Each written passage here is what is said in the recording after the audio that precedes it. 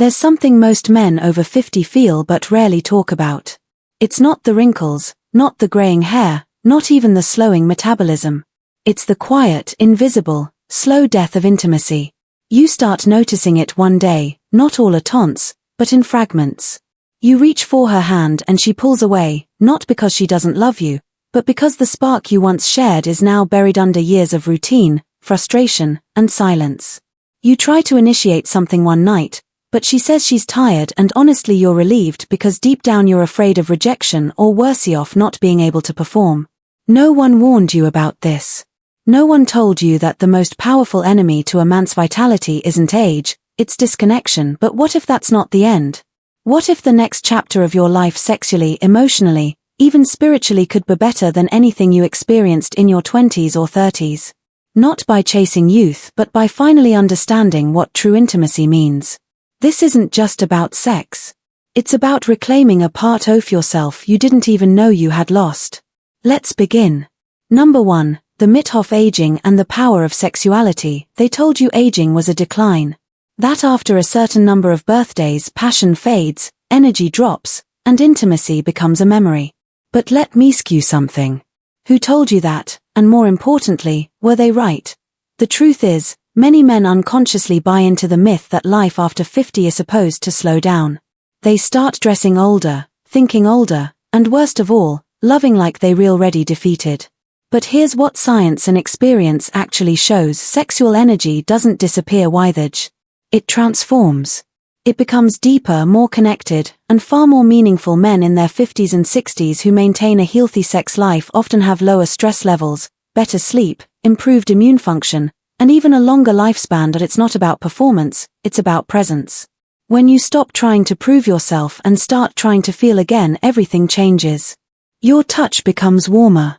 Your kiss becomes intentional and she feels it. You're not chasing your youth. You're unlocking your depth. Number 2. Female anatomy, the hidden codes of pleasure. Most men think they understand a woman's body, but the truth is most don't even know where to begin. Let's start with something simple, yet often ignored. The clitoris. It's not just a button. It contains over 8,000 nerve endings, twice as many as the penis. Its only purpose is pleasure.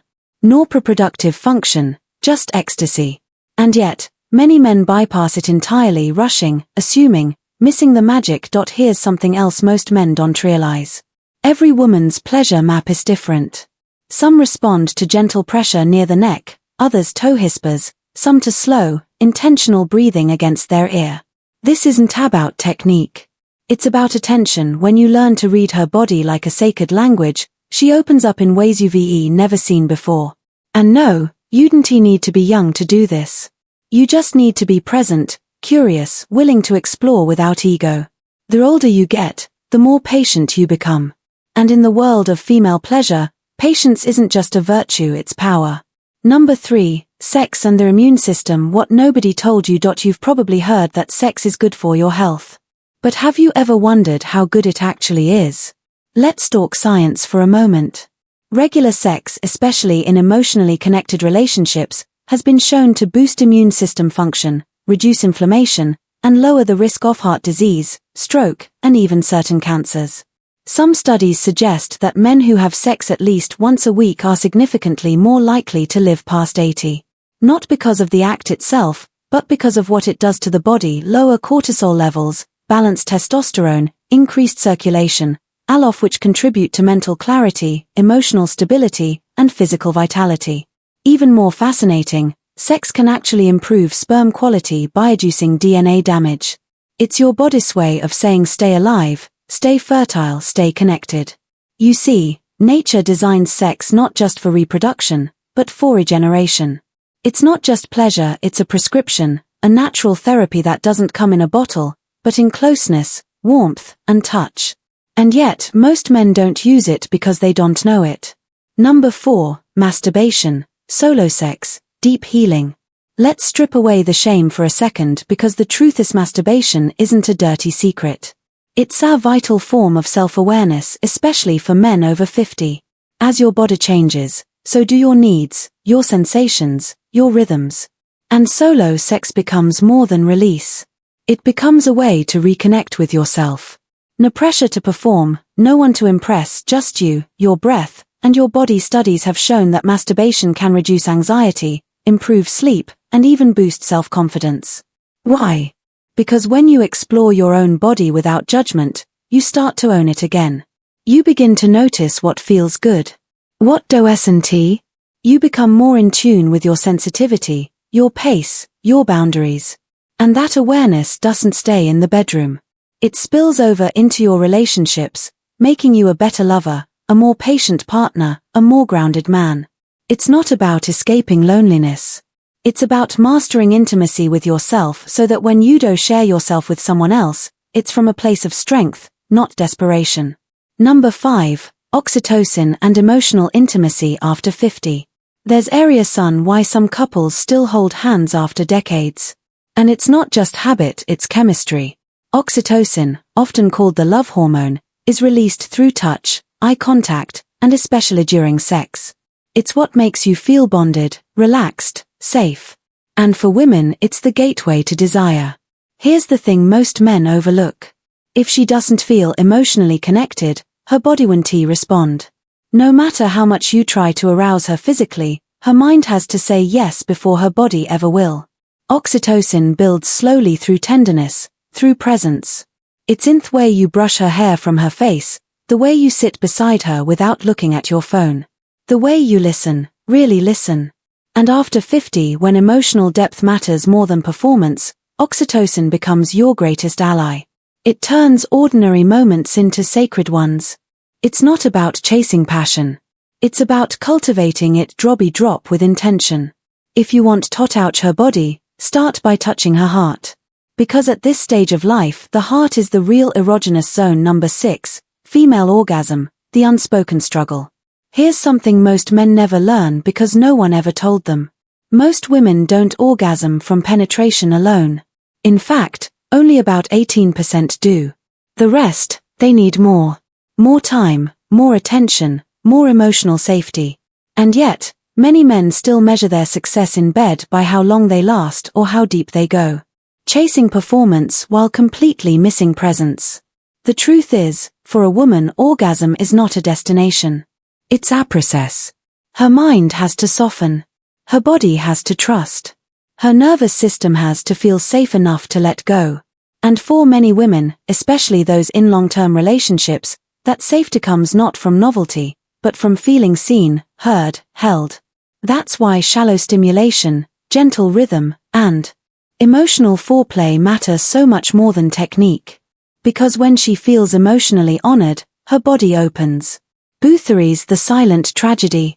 Roughly only in 10 women have never experienced an orgasm.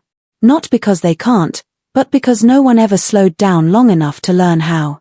Number 7, men's performance versus emotional presence. Most men are taught to perform, to impress, to dominate, to satisfy. Boothery's a quiet truth that rarely gets said out loud. Performance might get attention, but presence creates connection. Think about it. A man can have perfect technique, the right moves, the right timing. But if he's not emotionally present, if his mind is somewhere else, she'll feel it and her body won't respond. Now, here's the twist. Some men feel less fulfilled after casual sex with a stranger than they do with someone they deeply care about. Why? Because emotional intimacy amplifies physical pleasure. The deeper the connection, the deeper the satisfaction. This is why after 50, men report better sex, not worse, because they stop chasing ego and start showing up with heart. You don't have to wow her with stamina. You just have to be there fully authentically in that moment without judgment, without rush, because in the end, it's not how hard you love, it's how real you are when you do. Number 8, when biology meets technology, texting, emojis, and attraction. We live in a digital world and intimacy has evolved with it. You might think flirting through texts or sending emojis is just for young people, but don't be fooled. Behind every winky face or heart emoji lies something deeper. Emotional signaling. A study in North America found that women who frequently use emojis are more likely to initiate deeper connection and even express intimacy when the emotional bond is strong. It's not about the symbols, it's about what they represent. Playfulness, curiosity, vulnerability. Digital communication has become a modern form of foreplay. A carefully worded message, a late-night thinking off you. Even the choice of punctuation can carry meaning. Why does this matter to women over 50?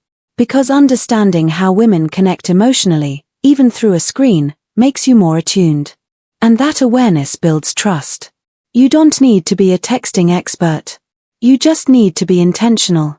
Because when a woman feels emotionally safe in conversation, she becomes more open physically. So don't ignore the digital cues. They're not just noise. They're windows into her desire. Number 9. Sexual fantasies and primal instincts. Behind every polite smile, behind every good girl image, there's a wild side, yes, even after 50. Sexual fantasies aren't just for the young or reckless. They're windows into our primal instincts. Desires we've buried under years of responsibility, guilt, and silence. Group sex, being tied up, being bitten, being watched. These aren't just taboos. They're reflections of the human psyche, craving intensity, freedom, unpredictability. One study showed that more than half of people who fantasized about group sex have actually done it at least once. Why? Because fantasy isn't about morality. It's about aliveness. Even sapiosexuals, those attracted to intelligence, aren't chasing physical perfection. They're turned on by wit, by insight, by depth. And let's be clear, this isn't about acting out every fantasy. It's about understanding them, holding space for them. Because the moment you shame desire, you kill connection. After 50, fantasies don't fade, they evolve. They become more refined, more emotional, more urgent in their honesty. And if you're brave enough to talk about them, you just might unlock a side of her and yourself you've never seen before. Number 10. Scent, sweat, and subconscious desire. We like to think attraction is logical, but the truth is it's chemical. Long before a woman hears your voice or feels your touch, she smells you. Your natural scent, your sweat, your skin, your hormones carries information her brain picks up instinctively. Especially one hormone in particular, testosterone. Studies have shown that women can subconsciously detect higher testosterone levels through scent alone, and they often rate those men as more attractive, more masculine, more arousing. But it's not just biology. It's primal psychology. A clean natural scent signals health, vitality, confidence. It's why something as subtle as a whiff of your neck or the way your shirt smells after a long day can trigger arousal deeper than words ever could. This is also why grooming matters. Not perfection, but care. A clean beard, a fresh shirt, a light natural cologne. You're not just appealing to her eyes. You're speaking to her animal brain. Because when a woman says, "I love how you smell," she's not complimenting your soap. She's telling you, you've reached her on a level she can't explain. Number 11. The danger of silence, erectile dysfunction, and emotional shame. No one wants to talk about it, but every man thinks about it. Erectile dysfunction. It doesn't just affect your body. It attacks your confidence, your identity, your sense of worth. And the worst part, it often happens in silence. You avoid intimacy. Make excuses. Tell yourself it's just stress, just a phase. Meanwhile, the shame grows quietly, brutally. But here's the truth most men never hear. It is common. It's treatable. And it's not the end of your sex life. Sometimes it's physical circulation, hormones, medication side effects. Other times it's emotional, unresolved resentment, anxiety, fear of failure. Either way, pretending it isn't happening only makes it worse. The solution? Stop seeing sex as a test, start seeing it as connection. Practices like yoga, breathing exercises, and even simple touch without the goal of performance can reignite sensitivity, confidence, and desire. You don't need to be a machine. You need to be human, honest, and present. Because real masculinity isn't about always being ready. It's about having the courage to stay close, even when you're vulnerable. Number 12, how menopause changes everything for her. While you're dealing with your own changes, she's going through a transformation of her own. Menopause, a word most men don't fully understand until it begins to affect everything. Her hormones shift. Her body feels different. Her desire, her mood, even her sense of identity all begin to fluctuate. Some days she may feel deeply emotional. Other days completely numb. One moment she wants closeness, the next she pulls away without warning. It's not about you. It's about biology rewiring itself. But here's where most men go wrong. They take her changes personally. They retreat, get frustrated, or worse, go silent. But the man who leans in with patience, with curiosity, with compassion, he becomes her safe place. This stage of her life is not the end of passion. It's a test of emotional maturity. If you can hold her through the storm, if you can offer connection instead of control, you won't just survive this chapter together. You'll unlock a depth of intimacy that younger couples can only dream of. Number 13. From pressure to presence, rely on intimacy. For most of your life, intimacy had a goal. Climax, release, a finish line. But what if you've been rushing through the very thing that was meant to heal you? There's a quiet revolution happening among couples over 50. A shift from performance to presence, from outcome to experience. One powerful practice that's gaining attention is called carezza. A form of intimacy that removes the pressure to orgasm and replaces it with connection, eye contact, breath, and emotional sync. At first, it feels unfamiliar, slower, softer, deeper. But soon, you realize something extraordinary. When the goal is no longer to finish, your body relaxes, your heart opens, and your partner meets you there fully, vulnerably, without fear. This kind of sex isn't wild or explosive. It's soulful, meditative, intimate in ways swords can't touch. And ironically, when you stop chasing pleasure, you often experience more of it.